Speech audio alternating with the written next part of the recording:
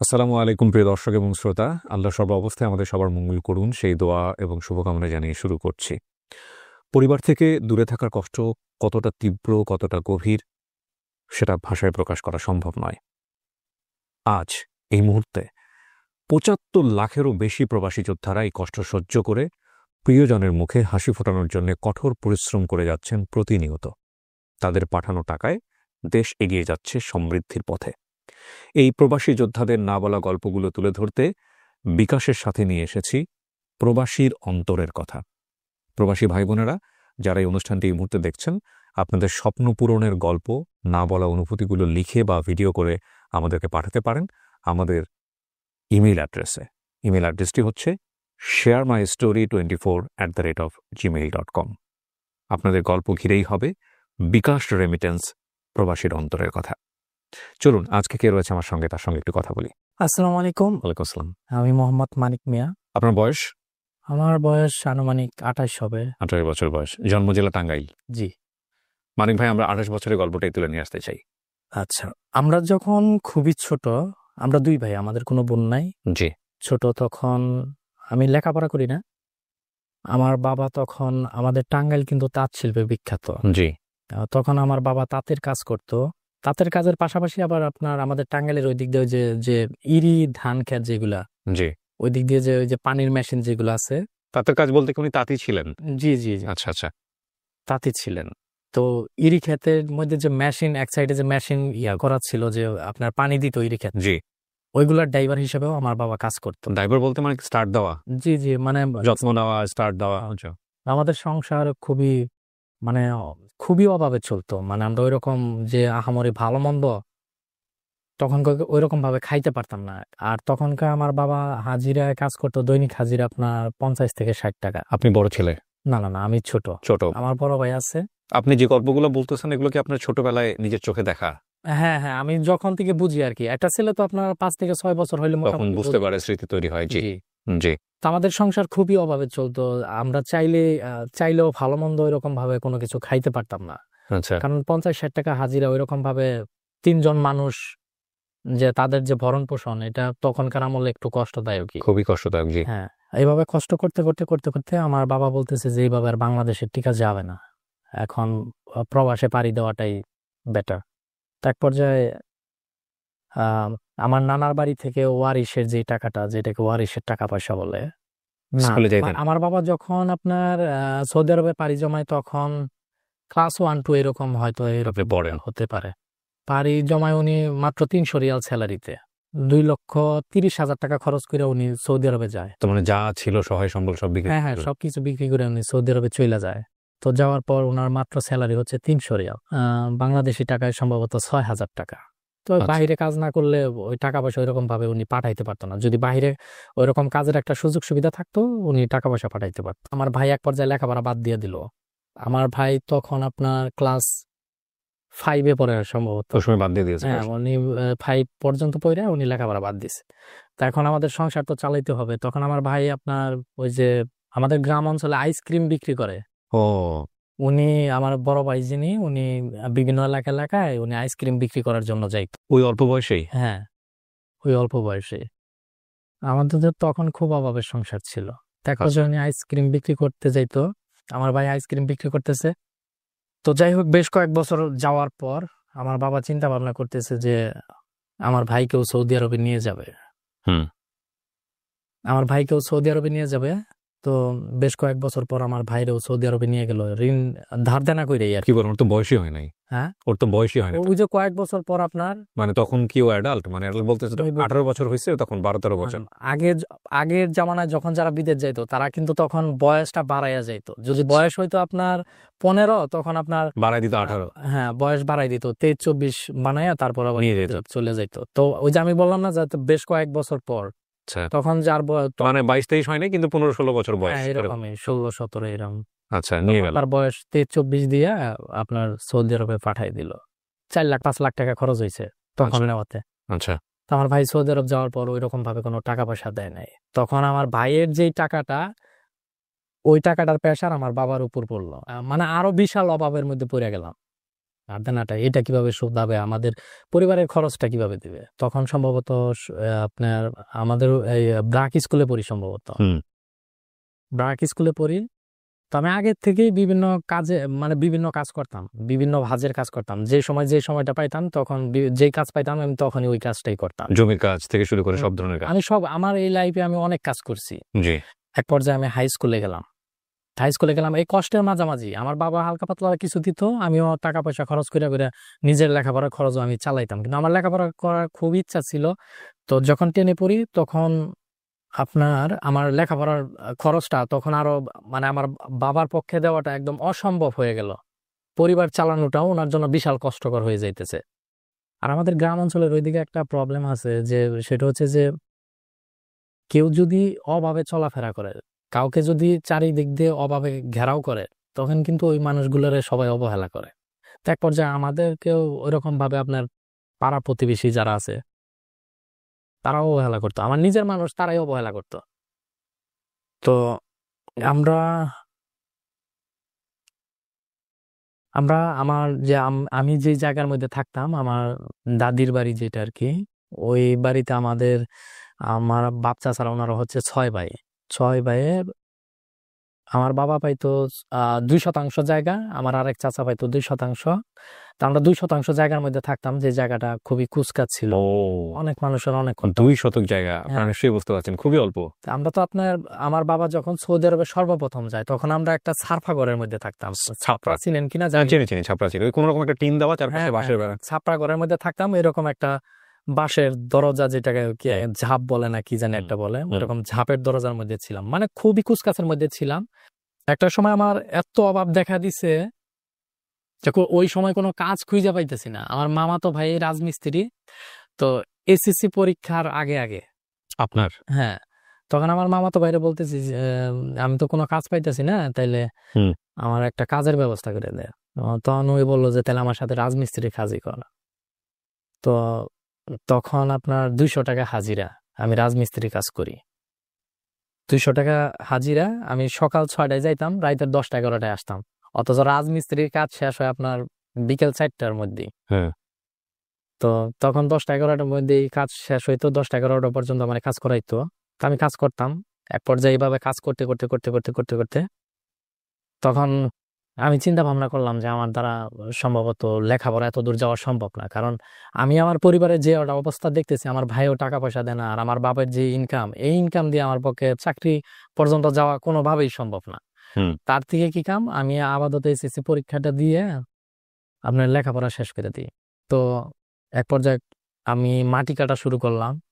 মানে এসএসসি পরীক্ষার সময় তো বিভিন্ন ফিস টিস দিতে হয়, তারপর প্রাইভেটের যে খরচটা এগুলো বহন করতে হয়। তো আমি রাজমিস্ত্রির কাজ করার পাশাপাশি যখন রাজমিস্ত্রির কাজগুলো শেষ হইতো তখন আমি আবার মাটি কাটার কাজগুলো করতাম। আবার বিভিন্ন সময় এই যে আমাদের ওইদিকে যে বয়েল আছে, যেটাকে বলা হয় ধানের বয়েল, ওইগুলোর মধ্যে ধান ভাঙানোর কাজেও যাইতাম। এসএসসি পরীক্ষা দিয়ে আমি 2015 সালে আমি ভোকেশনাল নিয়ে পড়ছি।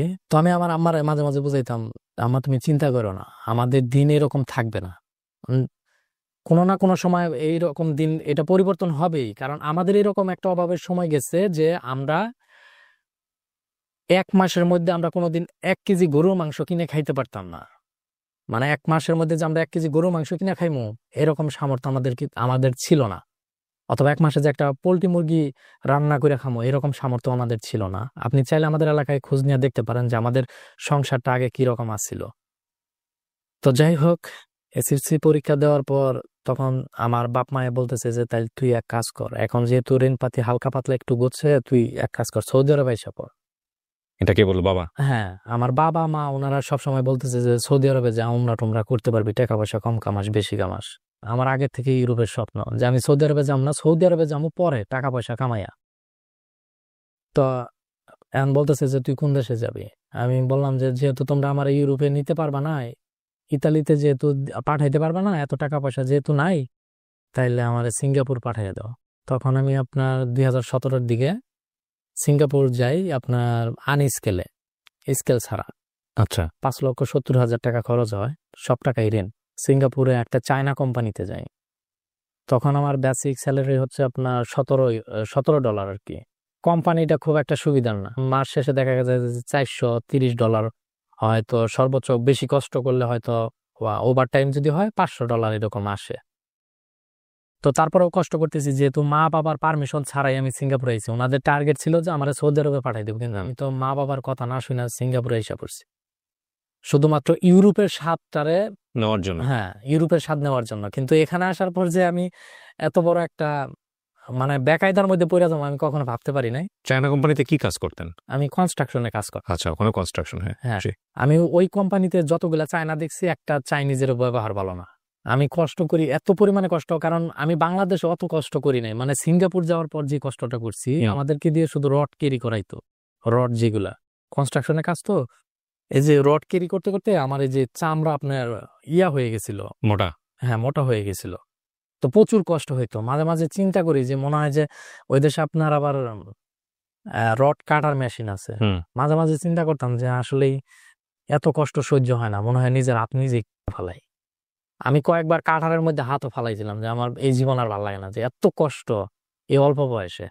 তারপর আমি আবার মাঝে মাঝে চিন্তা করলাম যে সময় তো মানে খারাপ সময় তো আর সব সময় মানুষের থাকে না। যদি আমি ওইরকম ভাবে কষ্ট করতে পারি, হয়তো কোনো একদিন সাকসেসফুল হইতে পারবো।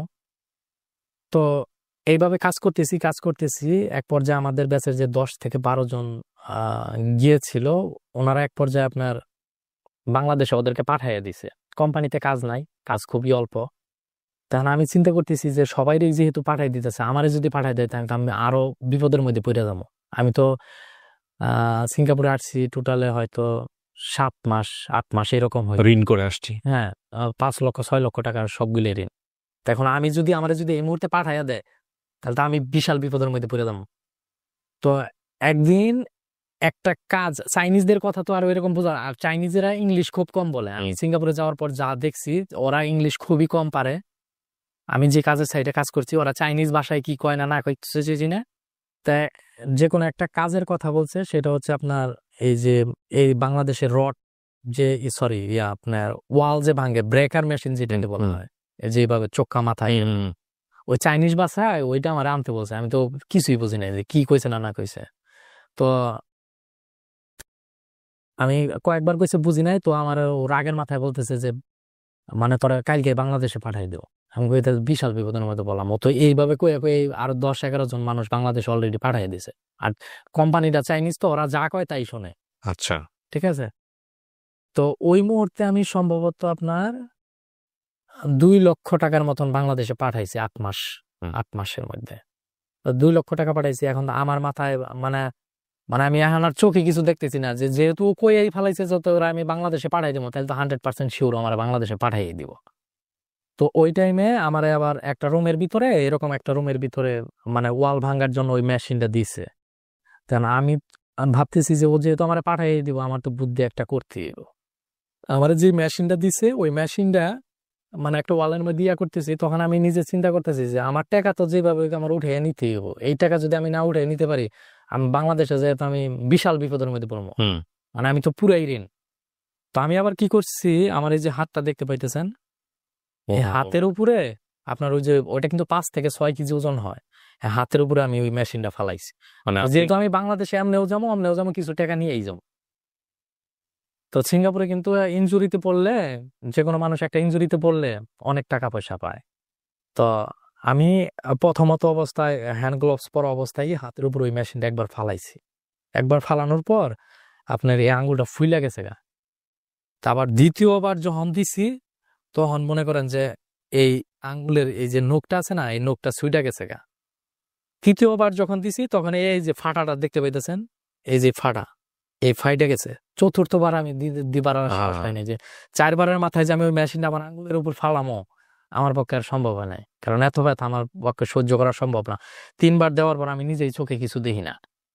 তো এক পর্যায়ে ওই চাইনিজ ফোরম্যান আইছে, আমি যদি ও আমার বলতেছে যে কেমনে এই বিষয়টা ইয়াটা হইলো, মানে তোর হাতের উপর এটা কেমনে পড়ে।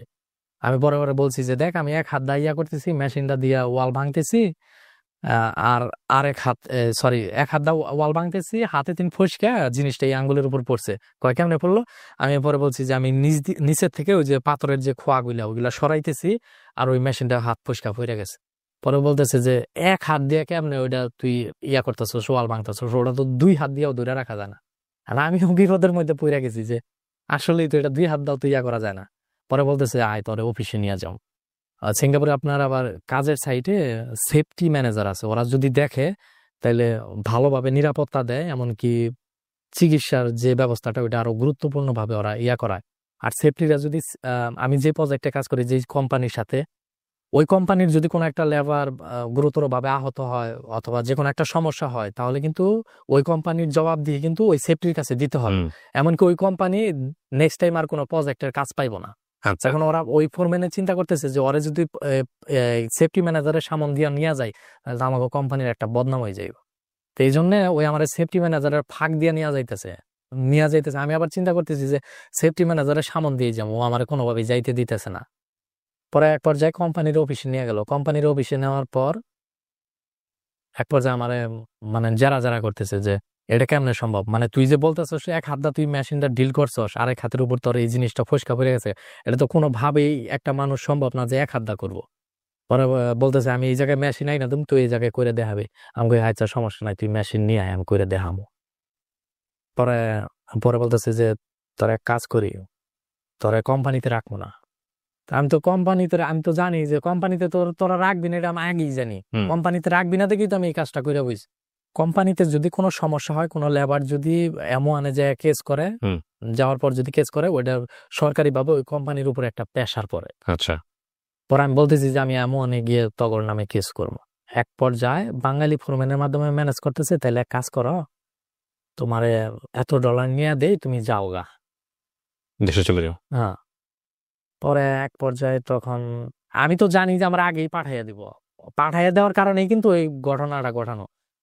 তো এক পর্যায়ে আমি ওখান থেকে $1500 পাই, মাত্র $1500। $1500 পাই।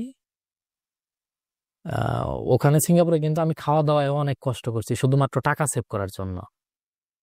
পরে হাতের আঙ্গুল বিসর্জন দিয়ে $1500। আমি $1500 নিয়ে কত সালের গল্প আনুমানিক? এটা 2017 গল্প। জি, আপনাকে দেশে পাঠিয়ে দিল। হ্যাঁ। পরে আমি বাংলাদেশে ব্যাক করি। এটা কিন্তু পুরোটাই সিক্রেট। আজকে যে বিষয়টা সিঙ্গাপুরের যে অনেক সিক্রেট বিষয় আমার অনুষ্ঠান আসলে বের হয়, সমস্যা নাই। এটা কিন্তু আজকে সর্বপ্রথম মানে ফাঁস মিডিয়ার সামনে কিন্তু কখনো মিডিয়ার সামনে ফাঁস করি না। না, নিটটা দেখেন আপনারা, ও যে কাজটা করছে এটা, যে আমি যদি অল্প কিছু অর্থ দেশে নিয়ে যেতে পারি আমাকে তো পাঠাই দিবে, এবং সেটার জন্য সে তার আঙ্গুলটাকে ক্ষত করেছে। আমার কিন্তু কোম্পানি থেকে ট্রিটমেন্ট করাইছে। সিঙ্গাপুরের যে মাওসাত হসপিটাল, যেটা ওই হসপিটাল আমার ট্রিটমেন্ট করাইছে। এমনকি তান্তক সিং হসপিটাল, সিঙ্গাপুরের 2টা হসপিটালই বড়, মাওসাত হসপিটাল আর হচ্ছে তান্তক সিং হসপিটাল। যেটা তান্তক সিং হসপিটাল ওটা হচ্ছে সরকারি, আর মাওসাত হচ্ছে প্রাইভেট। তো ওই হসপিটালে ট্রিটমেন্ট করায় আমার এমন ওষুধ দেয় যে আগের দিন খাইলে পরের দিন মানে কাঁটাটা শুকিয়ে যায়। আমি আবার কি করতাম, হাত দিয়ে দিয়ে ইয়ে করতো। হ্যাঁ, ওই যে আপনার সুই দিয়ে না শুকায়, হ্যাঁ সুই দিয়ে খোসায় মানে কাঁচা বানাইতাম, আর চুরি করে তেঁতুল খাইতাম, মানে যাতে না শুকায়। হ্যাঁ, যাতে না শুকায়। কিন্তু কিছু কখনো ভাবছেন যদি এরকম হয় যে হাড়টায় ইনফেকশন হয়ে গেল কোনো কারণে, মাথায় আসে না, শুধু টাকার কথায়। মানুষের যখন অভাবের মধ্যে ধরে, মানে যে কোনো একটা পেরেশানির মধ্যে পড়ে, তখন কিন্তু মানুষের ওই বিষয়টা খেয়াল থাকে না। মানুষ কি কারণে সুইসাইড করে, যখন তার কোনো কিছু দেন খেয়াল থাকে না, তখনই কিন্তু একটা মানুষ সুইসাইড করে। তখন তো আমার পিঠ পুরাটাই দেয়ালে ঠেকে গেছে যে আমি মা বাবার কথার অবাধ্য হয়ে আমি সিঙ্গাপুরে আইছি, এখন এইখানে আইসাও ধরা খাইছি। এখন আমি যদি অল্প কিছু টাকাও যদি বাংলাদেশে নিয়ে যাইতে পারি, তাহলে আমি বিশাল বিপদের মধ্যে পড়ে যাবো। তখন তো আমার ওই টাইমে ওই বিষয়ে আমার কোনো কাজই করে নাই। এখন না চিন্তা করি যে তখন যে কাজটা ঘটাইছি, যেটা আমার জন্য যে কতটুকু বিপজ্জনক ছিল, এখন না বুঝতে পারি। তখন তো আর এইগুলা মাথায় ছিল না। জি, তারপর কাঁচা রাখার জন্যই আমি বারবার ইয়া করতাম। তো এক পর্যায়ে দেখলাম যে না, শুধু মানে সুইটা খাওয়াইলেই তো আর হয় না, মানুষের সামনে কিছু কিছু ওষুধ দেখাইয়াও খাইতে হয়, না হইলে তো কোম্পানি খবর নিব যে ও কি ওষুধ ঠিক মতো খায় কি খায় না। মানে এক পর্যায়ে খোঁচাই, আর এক পর্যায়ে যে ফাঁকে ফাঁকে অগর সামনে দুই একটা ওষুধ খাই, ওই 2-1 ওষুধেই আপনার কাটা শুকিয়ে যায়। পরে বললাম যে না, আমার পক্ষে আর সম্ভব হইতেছে না যে বারবার এই জিনিসটারে কাঁচা করা। তো এক পর্যায়ে ভাবলাম যে না থাক, মরছি আমিও মরছি, বাংলাদেশে যাইগা। পরে $1500 নিয়ে বাংলাদেশে ব্যাক করি। নিজে টাকা সেভ রাখার জন্য আমি শুধু টমেটো ভর্তা করেও খাইছি, আর ডাউল রান্না করেও খাইছি, শুধু ডাউল। মানে শুধু ডাউল, মানে খরচ সেভ করার জন্য শুধু ডাউলও 3 বেলা আমি রান্না করে গেছি এই সিঙ্গাপুরে। আর টাকা সেভ করার জন্য আমি সিঙ্গাপুরে কোনো জায়গায় বেড়ানোর জন্য যাইতাম না। এই হঠাৎ আমি মনে হয় 8 থেকে 9 মাসের ভিতরে সিঙ্গাপুর আপনার মেরিনাতে সম্ভবত একবার গেছিলাম, কারণ ওখানে গেলেই $50-60 খরচ হয়ে যায়। তো এই জন্য আমি ওখানে খুব একটা যাইতাম না। তো একবার যাই $1500 নিয়ে বাংলাদেশে ব্যাক করি। ব্যাক করার পর তারপরে ও বাপ মাই বলতেছে যে তোর জন্য কি আমি গাড়ি পাঠিয়ে দিবো। আমি তো জানি যে আসলে আমি এত টাকা লস খাইতেছি, আমার জন্য গাড়ি পাঠাই দিব না। অনেক ইয়া করছে যে তাই কি হয়েছে, ধরা খাইছস তো কি হয়েছে, তোর জন্য একটা গাড়ি পাঠাই দিই প্রাইভেট কার এয়ারপোর্ট থেকে নিয়ে যাবে। হ্যাঁ হ্যাঁ, আমি বলছি যে না আম্মা, আমার জন্য পাঠাই দিও না, আমি এমনি বাসে আইতে পারবো। তো এক পর্যায়ে আমি বাসে আমাদের টাঙ্গাইলে এসে নামি, টাঙ্গাইল থেকে আবার বাস দিয়ে আমাদের কালিয়াতি এসে নামি। কালিহাতি নামার পর আপনার কালিহাতি থেকে আমাদের এলাকায় আসি ভ্যানে। তখন যে আমার এত খারাপ লাগতেছে যে আমাদের আমাদের গ্রাম অঞ্চলের মানুষ সবাই গাড়ি মানে এলাকায় এসে নামে। আমার মায়ের যদিও বলছে, কিন্তু আমি তো বুঝতে পারতেছি যে আমি কতগুলা টাকা লস দিয়েছি। এই মুহূর্তে 4-5 হাজার টাকা খরচ করে তো আমার জন্য গাড়ি পাঠানোটাও ঠিক না। তখন আমার আরো বেশি খারাপ লাগছে যে আমি যখন ভ্যান দিয়ে আমার এলাকার মধ্যে নামছি, তখন আসার পর কেমন জানি আরো অবহেলার ইয়ার মধ্যে পড়ে গেলাম যে চারিদিক থেকে অবহেলা। যে বন্ধু বান্ধব কেমন জানি করে, নিজের আত্মীয় স্বজন কেমন জানি দাম পাই না। মানে তখন আরো বিশাল অভাবের মধ্যে পড়ে গেলাম। আমি আবার আমার বাপ মার কাছে আমি মুখ ফুটে বলতে পারতেছি না যে আমার আবারও বিদেশ পাঠায় এত। আমার মা এই সাহসটা আমার পাইতেছি না। এক পর্যায়ে আমার মা এবং বাবা বলতেছে যে 3 মাস, যখন আমি সিঙ্গাপুর থেকে ব্যাক করছি বাংলাদেশে 3 মাস হয়েছে, তখন বলতেছে যে বাবা তাই তো আমরা ধরা এমনিও খাইছি অমনেও খাইছি, তুই আবার সৌদি আরবে জাগা, টাকা পয়সা ধার দেনা করে পাঠাইয়া দিই। তখন আমি সৌদি আরবে গেলাম, বলদিয়া কোম্পানিতে গেলাম, যেটাকে বলা হয় রুট ক্লিনার। এটা সৌদি আরবে? হ্যাঁ, সৌদি আরবে 5,70,000 টাকা খরচ হয় তখন। 2017 লাস্টের দিকে আর কি সৌদি আরবে যাই। তখন আমি ওইরকম একটা জিদি আমি নিয়ে গেছি যে আমি সাকসেসফুল না হইয়া আমি বাংলাদেশে ব্যাক করতেছি না। তখন আমি আবার আমি আমার আম্মারে বলে গেছি যে আম্মা, আমার স্যালারি তখন 700 রিয়াল, মানে আমার বাপের কোম্পানিতেই। আচ্ছা আচ্ছা। হ্যাঁ, আমার বাপের কোম্পানিতেই। আমার বাপে তো গেছে অনেক আগে, তখন তাদের স্যালারি কম ছিল, কিন্তু তারপরে স্যালারি 700 রিয়াল বানাইছে। আমারে বলতেছি আম্মা, আমি সৌদি আরব যাওয়ার পর আমি 50,000 টাকা মাস কামাম যেভাবে। তো সৌদি আরবে গেলাম, আমার মায়ের স্বপ্ন ছিল একটা বাড়ি করা। তা আমি তো মনের ভিতরে মানে এটা একবারে গাইডটা নিছি যে শরীরের শেষ রক্ত দিয়া হইলেও আমি আমার মায়ের স্বপ্নটা আমি পূরণ করবোই যেভাবেই। তো সৌদি আরবে গেলাম, ওখানে যাওয়ার পর দেখি যে অনেক পুরান লোক আছে, যে নতুন লোকে ঘর আপনার টিটকারি দিয়া কথা বলে যে এতগুলা টাকা খরচ করাইছ, কিভাবে টাকা পয়সা কামাবা, জীবনেও পারবা না, এই সে হ্যান ত্যান বকর চক্কর। তা আমি বলতাম পুরান লোকের, বলতাম যে ভাই আমরা তো নতুন আইছি, আমি এনে তো টাকা কামানোর কোনো সোর্স পাইতেছি না, ভাই আমার একটু শিখাই দেন না কেমনে কি টাকা কামাইতে হয়। বিদেশে কিছু ভাই ব্রাদার আছে, এরা মানে সহজেই কইব না, আপনার টাকা কামানোর সোর্সটা দেখাই দিব না।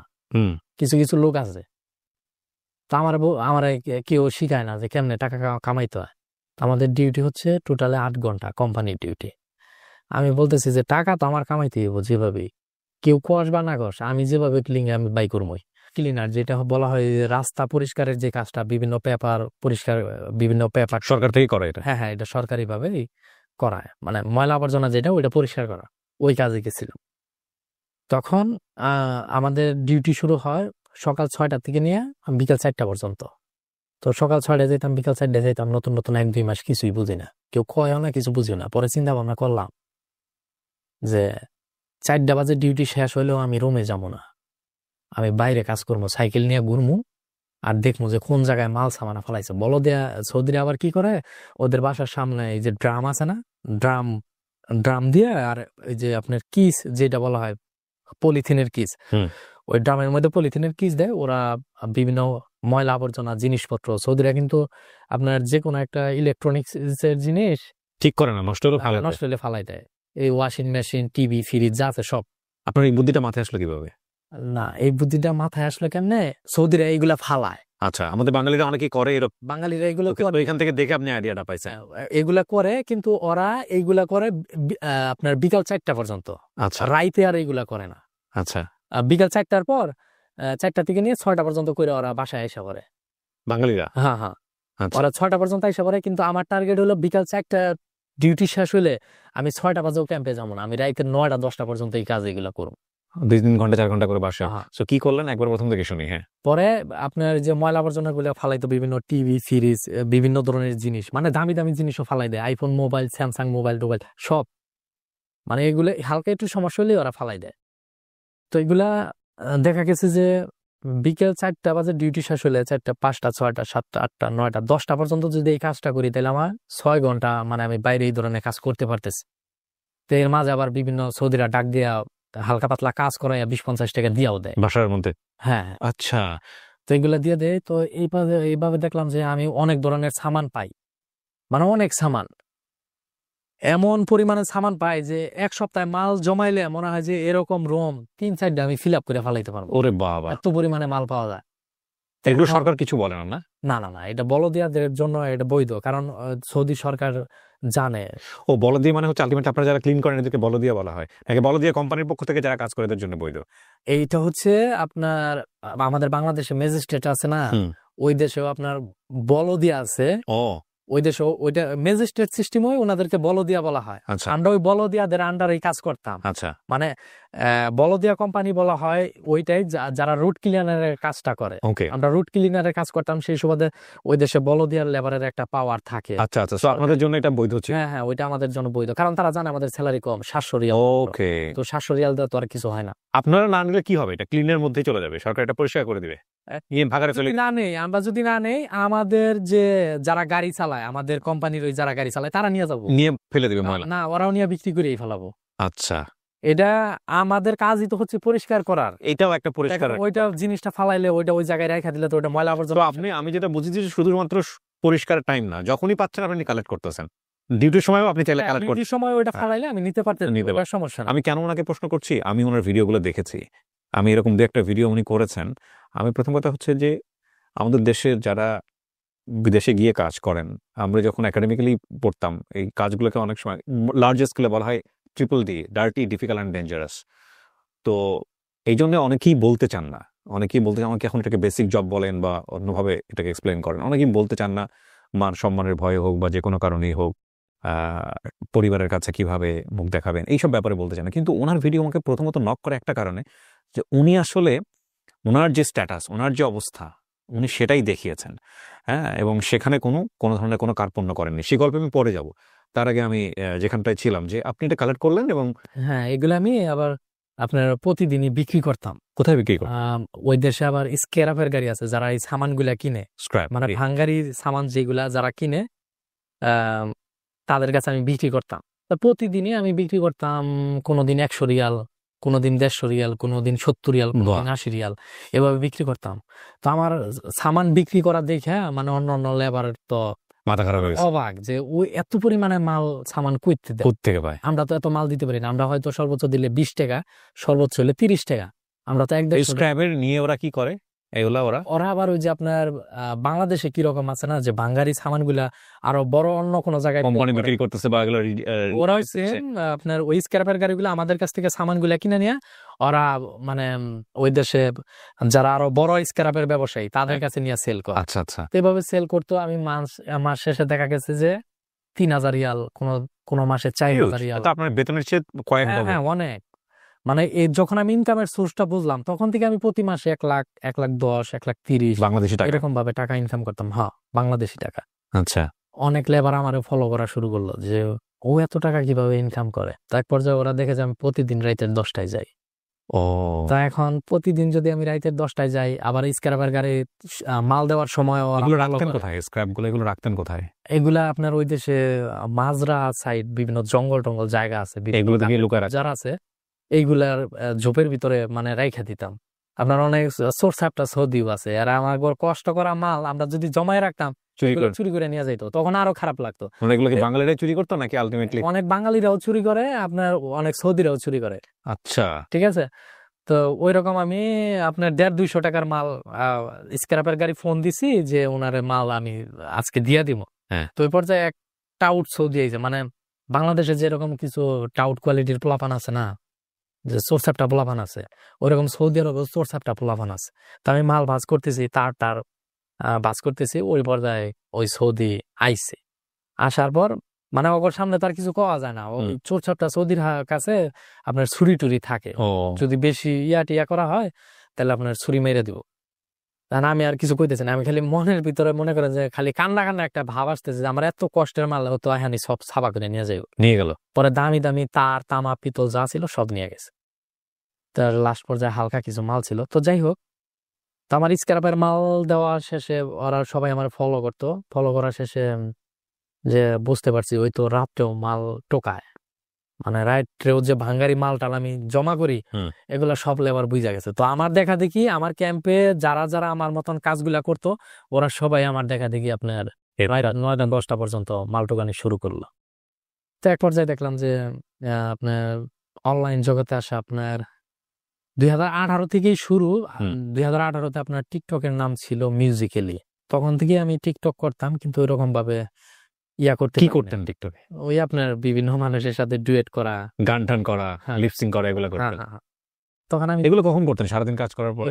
এগুলার হিস্টোরি হচ্ছে আপনার কখন করতাম, আমি যখন রাত্রি 10টায় কাজ করার পর ক্যাম্পে আসতাম, আমার কোম্পানির ক্যাম্পে আসার পর আমি নিজেই রান্না বান্না করে খাইতাম। আপনার রান্না বান্না করে খাইতে খাইতে কোনোদিন 11টা বেজে যেত, কোনোদিন 12টা বেজে যেত। তখন আমি তো কঠোর পরিশ্রমী, যা আমি এই অনলাইন জগৎও রাখবো, নিজের কাজ যেটা কোম্পানির কাজ এইটাও আমি ঠিক রাখবো। বিদেশে যদি কাজের পাশাপাশি যদি একটু বিনোদন না পাওয়া যায় তাহলে ওই জায়গায় মন ঠিকানোটা খুবই কষ্টকর। তো আমি কাজ করা শেষে রান্না বান্না করে খাইতে খাইতে আপনার রাত্রি 11টা 12টা বেজে যেত।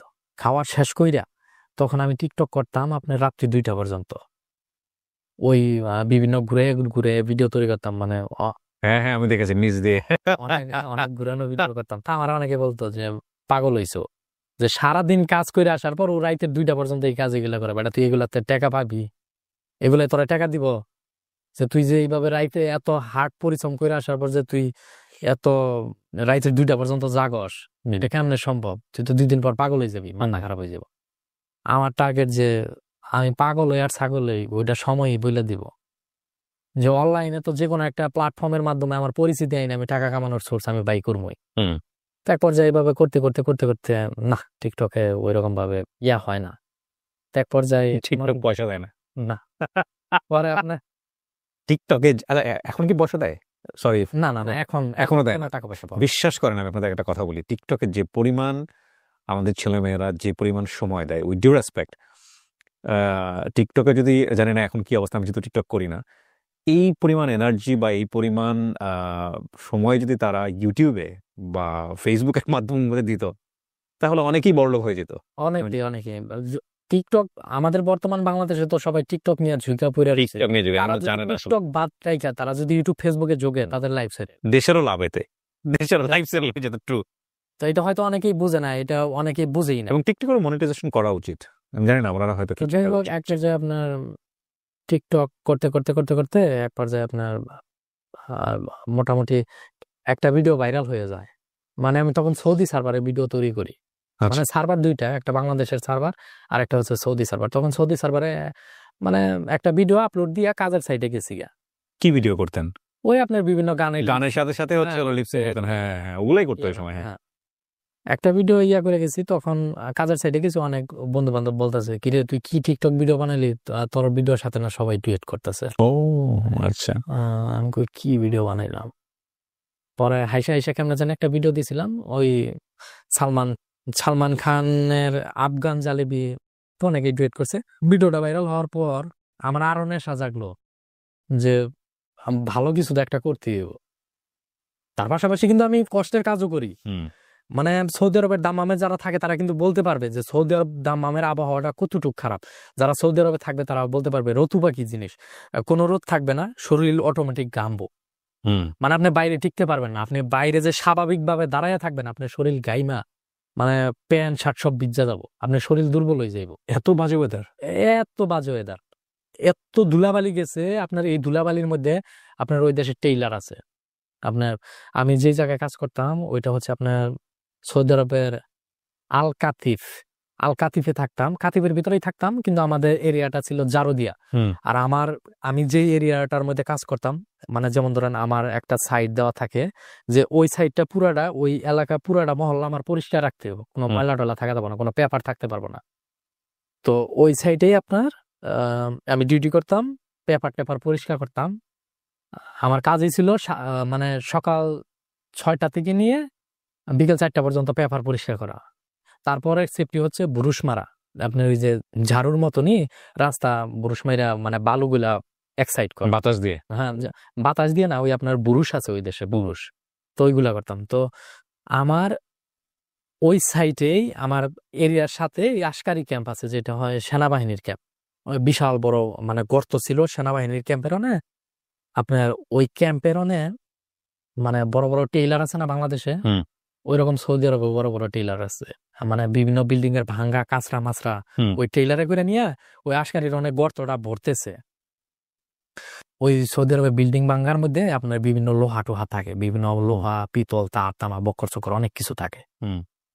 তে এইগুলা ফালাইতো টেইলারে। আমরা আবার কি করতাম, 15-20 জন লেবার সবাই ওই টেইলার ফালানোর সাথে সাথেই কে কার মতন মানে লোহাটাই না এক সাইড করব, মানে এটা ধুলাই মাটি অন্ধকার, মানে যে কোনো খবর নাই, যেমনি পারো এটা একটু খাও। হ্যাঁ, যে যেভাবে পারে, মানে একটা টেইলার যদি ঢালে, একটা টেইলারের পিছনে যদি 15-16 জন লোক থাকে, তাহলে মানে একটা কারাকারি বাইজা যায় না, যে কার আগে কে কতগুলা মাল নিব। তো ওইভাবে আমি ওখানে আপনার সম্ভবত 1 বছর মানে ওই ট্রেইলারের অনেক শুধু মাল ঢুকাইতাম। 1 বছর ওখান থেকে আমি 1 বছরে টাকা ইনকাম করছিলাম আপনার সম্ভবত 13-14 লক্ষ টাকা, মানে 1 বছরে। তো ওখানে হঠাৎ করে কোনো একদিন ওখানে কাজ করার সময়, মানে একটা ট্রেইলার ঢালার সময় অনেকগুলা লেবার, তো আমি হারাহারি করে মানে তাড়াতাড়ি করবার যাইয়া আমার হাতের উপর ওই ট্রেইলার তিনি একটা মানে পাথরের খন্ড পরে আমার হাতটা একটু দেখান। এই যে হাতটা দেখতেই পাচ্ছেন, আপনার হাতটা দেখলে বুঝবেন। আমার এই হাতটা কিন্তু এরকম ছিল, কিন্তু এখন এই যে এরকম, আমার অনেকেই জিজ্ঞাসা, মানিক ভাই আপনার এই হাতে কি হয়েছিল? তো এই হাতের উপর একটা আপনার পাথর পরে, মানে পাথর পইরা এই যে আঙ্গুলটা, এই যে আঙ্গুলের মাথাটা, এটা টোটালি ভাঙ্গা, মানে যেরকম মানে এইটুকুনের মধ্যে কোনো ছিল না, বর্ষ ছিল না। এখানে তাবুকটা পরার পর, মানে পাথরটা পরার পর, এখানে মাংস বলতে কোনো কিচ্ছু ছিল না, শুধু এই যে হাতের রগটা দেখা যাইতো, এই যে হাতের রগটা। আর এই আঙ্গুলটা, এই যে এখানে একটা ফার আছে, এই আঙ্গুলটা হাইরা একবার এইদিকে এসে পড়ছিল, আর এই যেখানের মাংস ছিল না। এভাবে একটু ক্যামেরায় দেখেন। হ্যাঁ, এখানে কোনো মাংস ছিল না, অবশ্য দাগটা যদিও নাই, কিন্তু এই আঙ্গুলটা এই ফাইরে একবার সেই দিকে এসে পড়ছিল। আর এই যেখানে যে আপনারা দাগ দেখতেই পাচ্ছেন, এখানে কোনো কিচ্ছু ছিল না।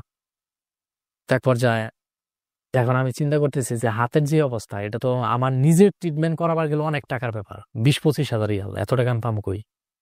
তারপর যে আমি যার কাছে মাল বিক্রি করতাম, পরে ওরে ফোন দেওয়া হয়েছে যে ভাই, আরেক লেবারে ফোন দিছে মানিকগঞ্জেরই, ওই আমার সাথে কাজ করতো, ওর নাম হচ্ছে বাবু। তো এই ফোন দিছে যে ভাই, মানিকের তো এরকম অবস্থা, তাহলে আপনি একটু গাড়িটা নিয়ে আসেন হসপিটালে যাই। পরে হ্যাঁ, গাড়ি নিয়ে আসার পর ছোটখাটো হসপিটালে দেখাই, ওনারা না করে যে এটা আমাদের হসপিটালে ট্রিটমেন্ট সম্ভব না। পরে বরিশালের একজন ফোরম্যান ছিল, উনি অত্যন্ত ভালো মানুষ, আমি ওনার রেসপেক্ট করি, এমনকি ওনারে আমি অনেক ভালোবাসি, কারণ আমার এই হাত কাটা নিয়ে উনি অনেক দূরে পারছে। ওনার বাড়ি হচ্ছে বরিশাল, এমনকি ওনার নাম হচ্ছে মোবারক ভাই, আমরা মোবারক ভাই বলে ডাকতাম। আমাদের প্রত্যেকটা লেবারের অনেক ছাড় দিত, অনেক ভালোবাসতো, কাজের জন্য কোনো সময় প্যারা দিত না। তো যাই হোক, এক পর্যায়ে উনি ফোরম্যান, পরে আমার অনেক ভালোবাসতো। পরে ওনার গাড়ি দিয়া এখন বলতেছে যে হাতের যে অবস্থা, এটা তো তোমার নিজের টাকা দিয়ে ট্রিটমেন্ট করানো সম্ভব না। পরে উনি বললো যে পরে আমাদের কোম্পানির যে হেড অফিস দাম্মামে, ওখানে নিয়ে গেল, যে ওখান থেকে তোমার একটা পেপার বাই করে কোম্পানি থেকে পারমিশন নিয়ে এসে, যে তুমি কোম্পানির কাজ করার সময় তোমার এই হাতটা হয়ে গেছে, যাতে তোমার কোম্পানি থেকে একটা পেপার দেয়, ওই পেপার দিয়ে জানি আমি তোমার চিকিৎসা করাইতে পারি। তোর পরে উনি কোম্পানি থেকে একটা গুছি পেপার নিয়ে আসলো। গুছি পেপার নিয়ে আসার পর পরে আমরা বড় একটা হসপিটালে গেলাম। হসপিটালের নামটা আমার মনে আসতেছে না, কিন্তু সৌদি আরবের ভিতরে সবচেয়ে বড় হসপিটাল যেটা আর কি। পরে ওই হসপিটালে নিয়ে গেল, আমি প্রচুর ব্যথা করতেছে হাতের মধ্যে, সহ্য করতে পারতেছি না। তো আমাদের ক্যাম্পে অনেকে বলতেছে যে মানিকের হাত কাইটা হালাইতে হইব, আর হাত ওইটা থাকবো না, এই যে হাতেন বক্কর চক্কর। আমি তো শুই না, মাথা নষ্ট, যদি এই বয়সে হাত কাইটা হালাইতে ও ভাই ছাড়া। পরে লন্ডনের একটা ডক্টর, উনি বলতেছে যে তুই কোনো চিন্তা করিস না, তোর হাত সব ঠিক থাকবে, তোর আঙ্গুলও কাটবো না। মানে এখানে একটা পিন ঢুকাই দিছিল, এই যে আঙ্গুল এখানে ভাঙ্গা গেছিল, পরে পিন ঢুকাই দিছিল যাতে আঙ্গুলটা ঠিক থাকে। পরে এই জন্যই আমি কিন্তু বলেছিলাম যে 3D বলা হতো এই কাজগুলোকে। কি পরিমাণ ডেঞ্জারাস আপনারা চিন্তা করে দেখেন, কি পরিমাণ ডিফিকাল্ট, ডেফিনেটলি স্টার্টি ওয়ার্ক। কারণ ধুলা, বালি, ময়লা, যেখানে স্ক্র্যাপ, কিছু অর্থ আছে সেটার জন্যে জীবন বাজি রেখে টানাটানি। এই জন্যে যারা রেমিটেন্স পাঠায় দেশে, এদেরকে কোন চোখে দেখা উচিত বাংলাদেশে একটু চিন্তা করা উচিত আমাদের। সব কিছুতে বাংলাদেশের সমস্ত নাগরিক সমস্ত সুযোগ সুবিধাতে এদেরকে প্রায়োরিটি দেওয়া উচিত, যে কোনো কিছুতে। আমি তো এত ধুলাবালির মধ্যে কাজ করছি যে দেখা গেছে যে দুপুরে যদি দেখা গেছে আমি দুপুরে তো আর ক্যাম্পে যাইনি, আমি দুপুরে যে সময়টুকুন পাইতাম ওই সময়টুকুন কাজ করতাম, কাজ করে আবার যে কোনো একটা গাছতলার মধ্যে শুয়ে থাকতাম, যে কোনো একটা ছায়া জায়গার মধ্যে শুয়ে থাকতাম। দামামে আবার এমন হয়েছে কি, দামামে প্রচুর ধুলাবালি উড়ে। দেখা গেছে দুপুরে যদি আমি শুয়ে থাকতাম, এত পরিমাণে ধুলা আসতো, মানে ধুলায় পুরা শরীর মানে ছায়া যাইতো, মানে চেহারাটা চেনা যাইতো না। মানে আমার মাথার মধ্যে সৌদি আরবের সবসময় কাজের সাইডে আমি একটা গেঞ্জি বাইন্দা রাখতাম, কারণ আমার চুল এমনিতেই পাতলা, যদি গেঞ্জি বাইন্দা না রাখি তাহলে ওই বালি যায় আরো চুল যাইবো গা। তো আবার যখন দুপুরে ঘুমাইতাম তখন ওই আপনার মুখের মধ্যে গেঞ্জি রেখে তারপরে ঘুমাইতাম। মানে পরে দেখলাম যে যখন ফোরম্যানেরা অন্যান্য লেবার আবার নিয়ে আইসা কাজের জন্য পাঠাইতো, তখন দেখতাম যে পুরো শরীরে ধুলাবালি, মানে অস্থির অবস্থা। তো যাই হোক, আমি প্রচুর ধুলাবালির মধ্যেও কাজ করছি, অনেক ধুলাবালি। ওইটা আমার কোম্পানিতে যারা আছে তারা বলতে পারবে যে আমি যে আজকে এই জায়গায় হিস্টোরিটা বলতেছি, তারা এই হিস্টোরিটা দেখলে অবশ্যই বলবে যে আমি কি পরিশ্রম করছি শুধুমাত্র আমার ওই কোম্পানির ক্যাম্পে, বলতে পারবে। এমনকি আমার কোম্পানির ক্যাম্পে যে সমস্ত লেবার আছে তারা সবাই বলতে পারবে যে আমি মানিক, আমি ওই কোম্পানিতে কি পরিশ্রম করছি। আমার ওই কোম্পানিতে যদি কোনো নতুন লেবারও যায়, তাদেরকে বলে যে মানিক ভাই কিভাবে এত টাকা কামাইলো, কিভাবে কি করলো, ওনারা এখনো বলে যে মানিক ভাইয়ের মতন পরিশ্রম করতে গেলে তোমার এই পৃথিবীতে 2বার করে জন্ম নিয়ে হল লাগবে, তাও তুমি মানিক ভাইয়ের মতন পারবা না। আমার সবাই ওই কোম্পানির ক্যাম্পে ফোরম্যান লেবাররা যে জিন বইলা ডাকতো, যে একটা জিনের পক্ষেও সম্ভব না যে সকাল 6টায় ডিউটিতে এসে রাইতের 10টায় বাজে যাইয়া তারপর আবার রাইতের 11টা-12টা পর্যন্ত রান্না বান্না কইরা খাইয়া 2টা পর্যন্ত টিকটক করে, 2টা পর্যন্ত টিকটক করা, বিভিন্ন ভিডিওর মানে প্ল্যানিং করা, এটা কারো পক্ষে সম্ভব না। আমি তো ডিউটিতে যাই অনেক সময় ঝিমাইছি, ঘুমের জন্য আমি কান্না করছি, জানলা তুমি আমার কি জীবন দিলা। মানে টাকা কামাইতাম ঠিক আছে, কিন্তু ঘুম হচ্ছে এমন একটা জিনিস, একটা মানুষের যদি ঘুম ঠিক মতো না হয় তাহলে কিন্তু তার মানে মেজাজ একটা খারাপ থাকে, শরীর খারাপ থাকে, সবকিছুতেই ডিস্টার্ব। তো তো যাই হোক, আমার কোম্পানির কাছ থেকে পেপার নিয়ে যাওয়ার পরে যে এখানে চিকিৎসা করলো, দেখা যাচ্ছে আমার এক হাত দিয়ে সবকিছু করতে হইতো। প্রবাস হইলে এমন একটা জিনিস, আল্লাহর কাছে সবসময় কই আল্লাহ যে প্রবাসে কাউরে তুমি অসুস্থতা দিও না। তো আমার এই হাতটা যাওয়ার পর আমার অনেক কষ্ট হয়েছে, অনেক রান্না বান্না করা, খাওয়া। তখন ওই 1 মাস যদি আমি ম্যাচে খাইছি, কিন্তু এক হাত দা তো আর সবকিছু করা যায় না, অনেক কষ্ট হয়। পর এক পর্যায়ে আমার এই হাতটা সুস্থ হয়ে যায়। তো আমি যেই জায়গায় ইনজুরিতে গেছিলাম, আমার এই হাতটা ওইটা আশকারি ক্যাম্পের ওখানে, ওটা তো সরকারি একটা প্রজেক্ট, ওখানে যেহেতু আমি ইনজুরিতে গেছি, আমাদের বলদিয়ার লেবার যারা আছে তাদেরকে নিষেধ করে দিছে ওই দেশের আশকারি, যে তোদের লেবার এখানে আসার পর একটা অ্যাক্সিডেন্ট হয়েছে, তোদেরকে এখানে কাজ করবার মানে দিব না। মানে আশকারি যেখানে গর্তের ময়লা আবর্জনা ফালাইতেছে ওই জায়গায় আমরা সব লেবারের মানে রড যেগুলা ওইগুলা নেওয়ার জন্য, বিভিন্ন আসবাবপত্র নেওয়ার জন্য সবাই কারাকারি করতাম। তো এক পর্যায়ে আশকারি ওনাদেরকে নিষেধ করে দিছে, তোরা এখানে আর কাজ করতে পারবি না। পরে 1 মাস পর আমি সুস্থ হইলাম। পরে আমি মনে মনে চিন্তা করলাম, আমারে তখন অনেকেই কয় যে তোর লিগে আমাকে এতগুলা মানুষের হক নষ্ট হইলো, আমরা আর কাজে যাইতে পারি না, আমাকে অনেক কাজ করতে দেয় না, ওই জায়গায় মাল টোকানোর জন্য দেয় না। তো এক পর্যায়ে আপনার পুরোটা সুস্থ হয়ে যাওয়ার পর, মানে এখানে যে একটা পিন ছিল এই আঙ্গুলটা সিধা রাখার জন্য, এখন এই পিনটা বাইর করার সময় এখন কোম্পানি বলতেছে তোর আর ট্রিটমেন্ট আমরা করাইতে পারবো না, কারণ ট্রিটমেন্ট করাইতে করাইতে অলরেডি 16-17 হাজার রিয়াল আমাদের চলে গেছে। এখন যেটুকুন আছে ওটা নিজের টাকায় তুই করগা, ঠিক করগা।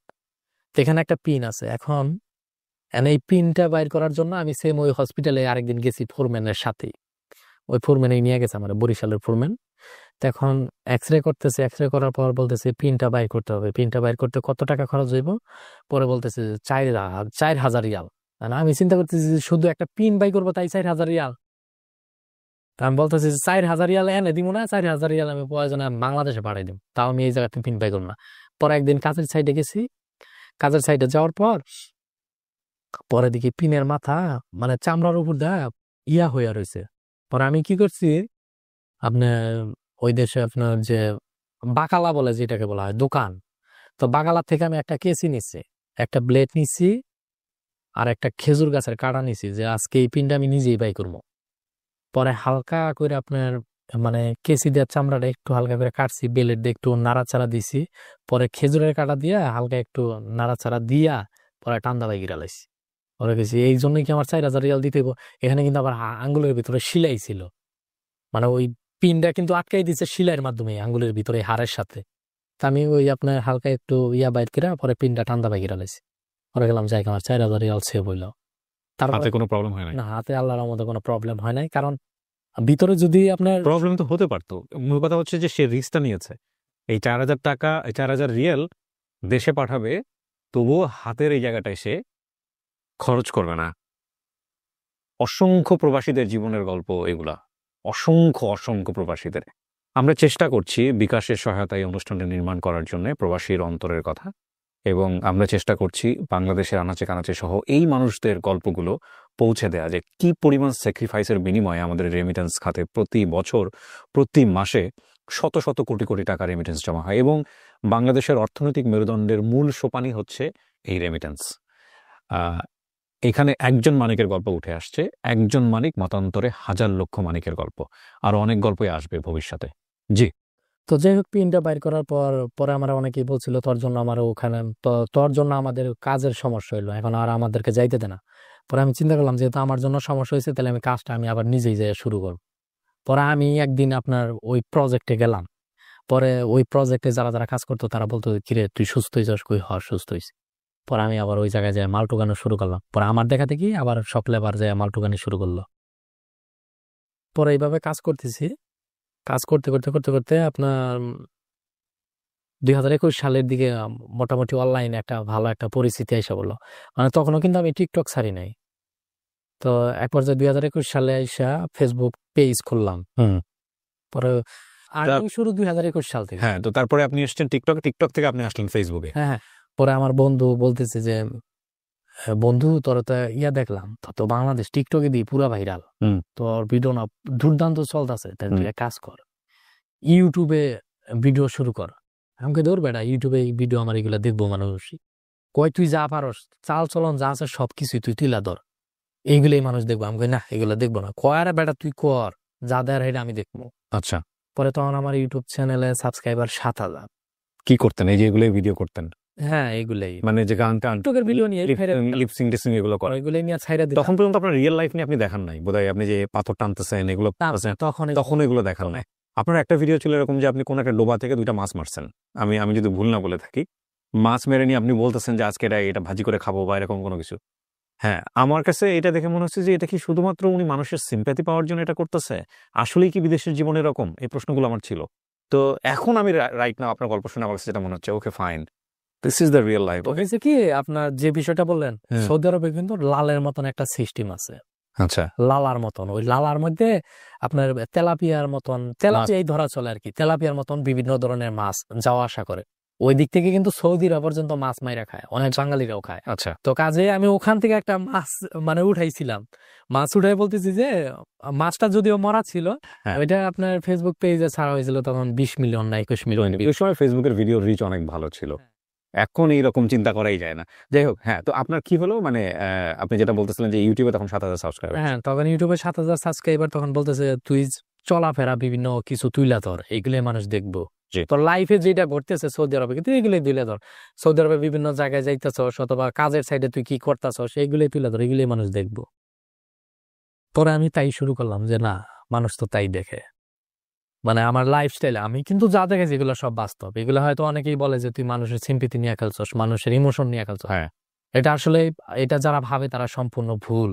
হয়তো আপনার শোতে আজকে এই বিষয়টা ক্লিয়ার করতেছি, আসলে এগুলো আমার ভুল ছিল না। আমার সৌদি আরব লাইফে এত খারাপ সময়ও গেছে, মানে কাজের সাইডে এত, মানে আমি যে কাজগুলো দেখেছি এগুলো 100% সত্য। এটা আমার কোম্পানিতে যারা থাকে, আমার ফোরম্যান যারা আছে তারা বলতে পারবে যে আমি বাস্তবে যেগুলো তুলে ধরছি এগুলো সব বাস্তব। কি করতেন আপনি কন্টেন্ট? আমি আপনার ওই দেখা গেছে যে কোনো একটা কাজ করতেছি, কোনো কিছু একটা পাইতেছি, ওই যে বলদের কাজ করতে হ্যাঁ ওই যে রড করে টিভি ফ্রিজ পাইলে একটা ফ্রিজ পাইলাম, ওইটাই মানুষের তুইলা দেখাইলাম যে আজকে একটা ফ্রিজ পাইলাম, এটা বিক্রি করবো। হ্যাঁ এটা বিক্রি করবো। অথবা আজকে মানে একটা মাজরার মধ্যে গেলাম, মাজরা মানে ওই যে আপনার যেগুলো আপনার পুরাতন হয়ে গেছে, সৌদিরা ভাঙ্গা চুরা থুয়ে গেছে গা, ওই জায়গায় দেখা গেছে যে বিভিন্ন পিলার মিলার। আপনার ভিডিওতে যেটা দেখা যায় হ্যাঁ হ্যাঁ মজার বিষয় হচ্ছে যে আপনি যেগুলো স্ক্র্যাপ গুলো যখন কালেক্ট করছেন আশেপাশে কোনো লোকজন নাই, বিরান মরুভূমি, আসলে কি এরকম ফাঁকা? হ্যাঁ, এরকম ফাঁকা ফাঁকা জায়গা আছে, অনেক আছে, আচ্ছা অনেক ফাঁকা আছে। আপনার আমাদের দামামের এই দিক দিয়ে মরুভূমিটা খুবই কম, হ্যাঁ কিন্তু আমার এখানে দেখা গেছে যে এরকম একটা এরিয়ার মধ্যে আছি যে মোটামুটি আমি ভালোই দূরের মধ্যে কাজ করতেছি, আচ্ছা। যে আহামরি দূর তা না, কিন্তু আপনার মোটামুটি কোনো ভালোই একটা আর কি। পরিত্যক্ত বাড়ি, হ্যাঁ হ্যাঁ হ্যাঁ দেখা গেল বাড়িতে লোকজন থাকে না, এরকম এরকম অনেক জায়গায় আমি দেখেছি। যাই হোক, দেখাতেন এগুলো ভিডিওতে। হ্যাঁ, এগুলা ভিডিওতে দেখাইতাম। আমার লাইফে যেগুলা করছে আমি এগুলাই তুলে ধরছি, হয়তো এগুলা নিয়ে অনেকেই অনেক ট্রল Troll করছে করছে, যে হ্যাঁ। তুই মানুষের ইমোশন নিয়ে খেলছস। আসলে ভাই, আমি মানুষের ইমোশন নিয়ে খেলি নাই, এটা আমার লাইফে এটা গইঠা গেছে, যে ইয়াটা গইঠা গেছে আমি এটাই দেখেছি। অনেকে বলে যে তুই প্রবাসীর মান সম্মান নষ্ট করছস। হ্যাঁ হ্যাঁ এটা বলে। তাদেরকে একটা কথা বলতে চাই, ভাই দেখেন, প্রবাস হলে এমন একটা জিনিস যে প্রবাসে অনেকে পায়ের উপর পা তুলে খায়, অনেকে গাদার মতন খাইটাও জীবনে কোনো কিছু করতে পারে না। তখন আপনি আপনার পায়ের উপর পা তুলে খাইতেছেন, আমি যে ভিডিওটাই করি না কেন, আপনার মান সম্মান কেন নষ্ট হবে? আমি কিভাবে আপনার মান সম্মান নষ্ট করবো? আপনি রাজার হালেই চলতেছেন, তাহলে বাংলাদেশে যারা ভিক্ষা করে খাইতেছে তারা কি বড় লোকের কোনো ক্ষতি করতেছে? তাদের কারণে কি বড় লোকের কোনো ক্ষতি হইতেছে ওই ভিক্ষুকের জন্য? তাহলে আমি ওই দেশে কষ্টের কাজ করতেছি, আমার লাইফে কষ্টের কাজ আমার জীবনে দেখা দিচ্ছে, আমি ওইগুলোই তুলে ধরছি। এতে তো আপনার কোনো সমস্যা না, আপনার কোনো চিন্তা হয় না কখনো যে যে মানিক আপনি নিজে আপনার ব্যক্তিগত ওখানে যে জীবনটা, যে সোজা কথা আমরা আমাদের যেখানে যেটা বলি যে ভাঙাড়ি টোকাই যেগুলো বলি বাংলাদেশে, সো এই ধরনের একটা জীবন যেটা আপনি তুলে ধরতেছেন, হয়তো এটার বিনিময়ে আপনার পয়সা আসবে, বা আপনি পয়সার কথাও চিন্তা করেন প্রথম দিকে, হয়তো এটা চিন্তা করেছেন যেখান থেকে আমি পয়সা নিয়ে আসবো। ঠিক আছে, পয়সার কথা চিন্তা করাটা অন্যায় কোনো কিছু না, এটা এটা খুবই লিগ্যাল ওয়েতে চিন্তা। কিন্তু মান সম্মান তো আমাদের দেশে একটা বড় একটা ফ্যাক্ট সামাজিকতা জায়গা থেকে। এই জায়গাটা আপনার কি প্রশ্নের, মানে আপনার উত্তরটা কি আসলে? আমার আমার কখনো মনে চিন্তা হয় হয়নি যে এটা দিয়ে আপনাকে ট্রল করবে, এটা দিয়ে তুই কেমনে পয়সা কামাইছস, এগুলা না, এটার মধ্যে ভালো দিক খারাপ দিক দুটোটাই আছে। আসলেই এইটার জন্য যে আমারে সবাই আমারে খারাপ ভাবছে তা কিন্তু নয়। আমারে কিন্তু অনেকেই বলে যে মানিক ভাই আপনি যেটা তুলছেন এটা প্রবাসীদের বাস্তব জীবন আপনি তুলে ধরছেন, এতে প্রবাসীদের মান সম্মান আমার মনে হয় না যে আমার জন্য প্রবাসীদের মান সম্মান নষ্ট হয়েছে। আপনার নিজেরটা মনে যাচ্ছে যে আপনি যখন শহরে গ্রামে আসলেন নিজের পরিবারের কাছে, তারা কিভাবে দেখবে আপনাকে, মানে কিভাবে পয়সা রোজগার করছে, এগুলো নিয়ে আপনার উত্তর কি আসলে? তারা কিভাবে দেখবে? আসলে আমি কাজের পাশাপাশি অনলাইন থেকে আর্নিং করতাম, আমি তো মোটামুটি ভালোই। মানে আপনার নিজের মান সম্মানে কখনো ইয়ে হয়নি আপনার কাছে? আমার মনে হয় না যে এর জন্য মানে আপনি সৎ পথে পয়সা রোজগার করছেন। আমার সৎ নিয়ত যেটা, আমার তো এরকম আমি তো চুরি করি নাই, আমি তো ডাকাতি করি নাই। তো সেটাই, আমি রাইট চুরি করে খাইছি, ডাকাতি করে খাইছি, আমি কাজ করে খাইছি, কাজ দেখাইছি, অনলাইনে তুলে ধরছি, ব্যাস এইটাই। রাইট এখন Right. আপনি যেভাবে নেন আর কি, রাইট আপনার মন যেভাবে নেয় ওইভাবেই। আর আমার মন, আমি মনে করি আমার দিক থেকে আমি 100% পারফেক্ট। Okay fine. সো যেটা হলো আপনি 2021 সালের ফেসবুকের কথা বলছিলেন, ইউটিউবের কথা বলছিলেন, এখানকার আয়ের জায়গায় আসতে চাই। জি, তখন 2021 সাল থেকে আমার আর্নিং শুরু। কত সাবস্ক্রাইবার আপনার এখন? 1.42। 1.42 অনেক। মানে মানিক মিয়া অফিসিয়াল না? হ্যাঁ, মানিক মিয়া অফিসিয়াল, হ্যাঁ বলেন। তো যাই হোক 2021 সাল থেকে মোটামুটি আর্নিং শুরু করলাম অনলাইন থেকে। তখন আমার বন্ধু আমার মানে পেজ ইউটিউব সবকিছু দেখশন করা শুরু করলো। তখন বললো যে আমার তো একার পক্ষে সম্ভব না, তাহলে আমার একটা ছোট ভাই আছে, তাহলে ওরেও আমাদের সাথে নেই। ওর নাম হচ্ছে আলামিন রাজু, ওর বাসা আমাদের বাড়ির পাশাপাশি। এই সৌদি আরব থেকে যত টাকা ইনকাম করে দেখা গেছে যে অনলাইন থেকেও তো তার থেকে কোনো অংশে কম আসে না।